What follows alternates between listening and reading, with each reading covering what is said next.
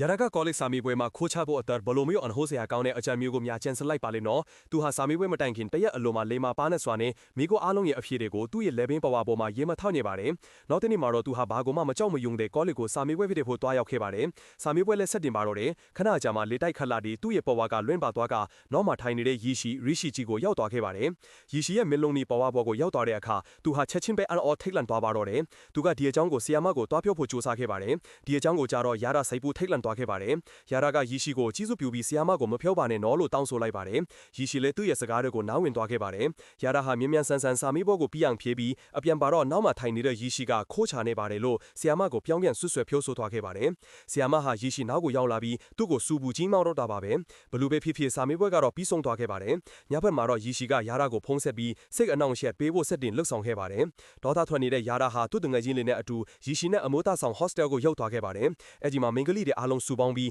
ရီရှိကိုပဲပြန်ပြီးစိတ်အနှောင့်အယှက်ပေးတော့တာပါတယ်။ရီရှိလည်းကြောက်အားလန့်အားနဲ့သူတို့ရဲ့စကားတွေကိုပျော်ပျော်ကြီးလိုက်နာရပါတော့တယ်။နောက်တနေ့မှာစာမေးပွဲရလိုက်ထွက်လာပြီးရာရာဟာသူ့အတန်းမှာပထမဆုံးအကြိမ်အဖြစ်အဆင့်သိရရှိခဲ့ပါတယ်။သူပျော်ရွှင်စွာနဲ့ဒီအကြောင်းကိုပထမဆုံးရီရှိကိုပြောပြချင်ခဲ့ပါတယ်။ဒါပေမဲ့ရီရှိကတော့သူ့ရဲ့လုပ်ရက်တွေကြောင့်အရင်ကတည်းကစိတ်ဆိုးဒေါသထွက်နေခဲ့ပြီးဖြစ်ပါတယ်။